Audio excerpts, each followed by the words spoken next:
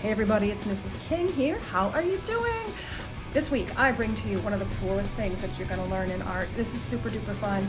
I was saving this for the end of the year, but you know what? Hey, why save anything? Let's just put it all out there and get super duper creative.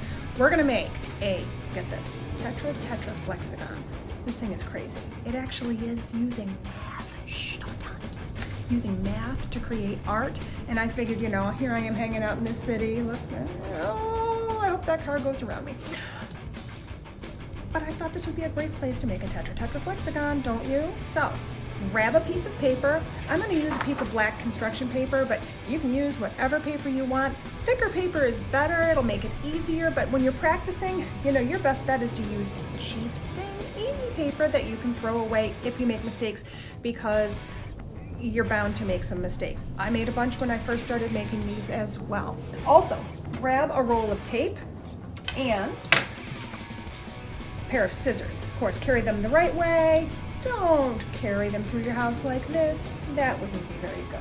And I will meet you right back here. Okay, so now that I have my paper, and I have some instructions too, and I'm going to send a copy of those instructions. I'm going to go along with the instructions that are on here anyhow, because that way if you're reading along, you'll understand what I'm talking about. There are also some instructions on the bottom of this. Those have to do with something else, and if you want an extra added challenge, I can send those to you. So step one, it says to start with a rectangular piece of oak tag.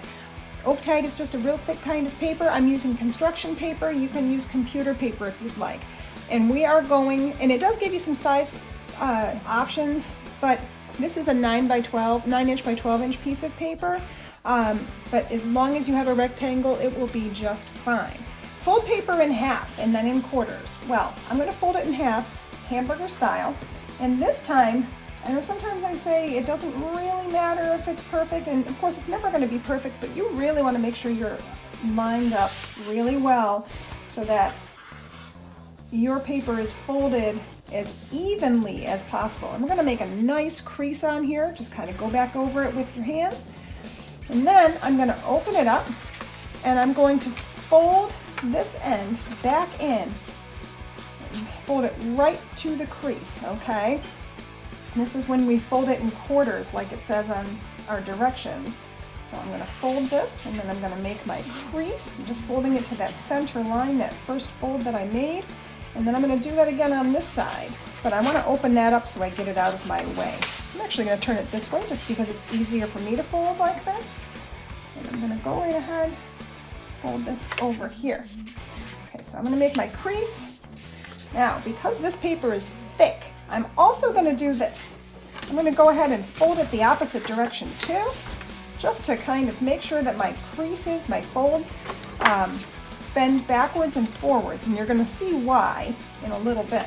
That's a big part of this whole project, this Tetra-Tetra Flexagon. Try to save that one 20 times fast. Okay,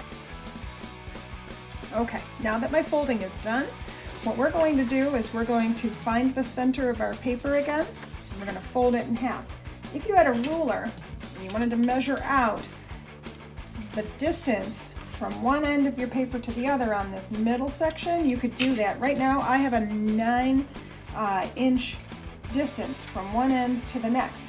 If I divide 9 by 3, I'm going to break this up into thirds. Hey, does anybody in the King household know what 9 divided by 3 equals? Looks like some of the grown-ups in this house have to go back to school. Do any of the kids in this house have the right answer? Say it again. 3. 9 divided by 3 is 3. Absolutely. So I could measure this out. I could go ahead and measure out every 3 inches. So here's 3 inches here. And here is another 1, 2, 3 inches here. I could do that. Or I could guesstimate and just take a look and go, oh, this looks like it's about 3 inches, this looks like it's about 3 inches. That's just fine. You don't need a ruler if you don't want to use it. I am going to use my scissors though, and let's just make sure, yep, here is my fold. That's the part that we want to cut on.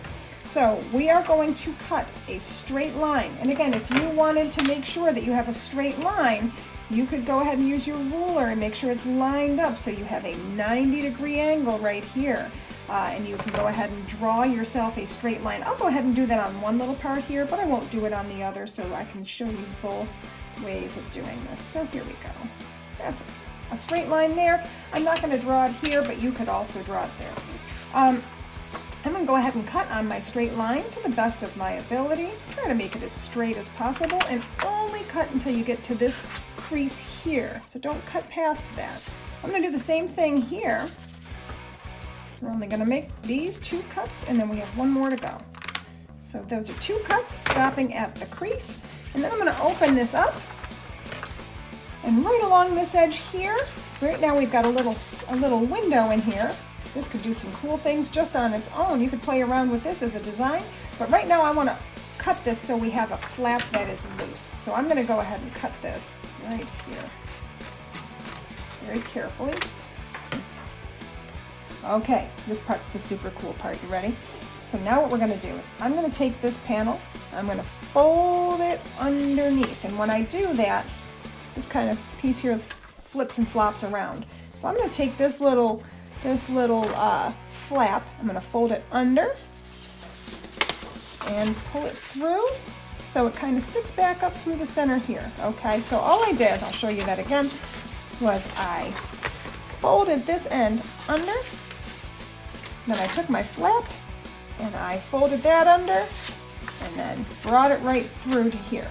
Okay, and I want to keep this flap, the leftover portion of this, perpendicular up and down to my paper. So my paper's flat, my flap is perpendicular. We've got a nice 90-degree angle.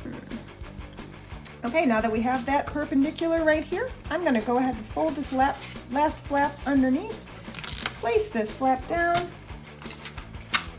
Oh, I took a big piece of tape. I don't need that much tape, so I'm actually going to cut this. I don't need a whole lot of tape. I really only want a little bit.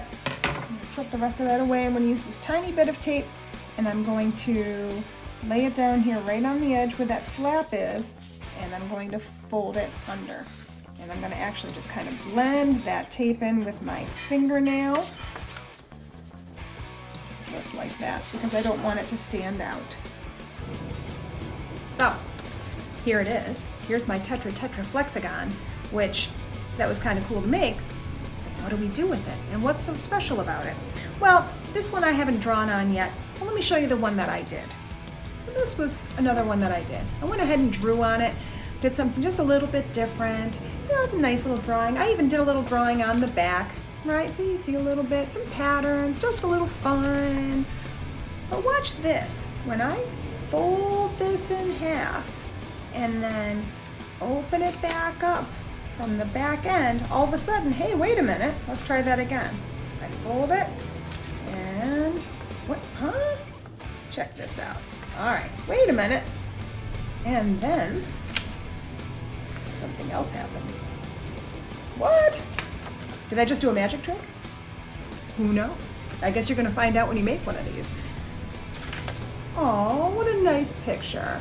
And there's another one. And we're back to the front. So, the Tetra-Tetra Flexagon can hide some really cool pictures in there. You can totally surprise your family and friends when you do some cool drawings on your paper, and then fold it and see what happens. The folding part gets a little confusing, so practice a little bit on your first example. Just try to go ahead and open it, and then you kind of stick your fingers in between and pull it open, and then fold it, and then go ahead and put your fingers in between. You're gonna see that the paper opens up this way. You'll get to a point where it no longer can open like that, so then you just go backwards and try it again. Have fun, enjoy your Tetra-Tetra Flexagon, and stay creative. Bye for now.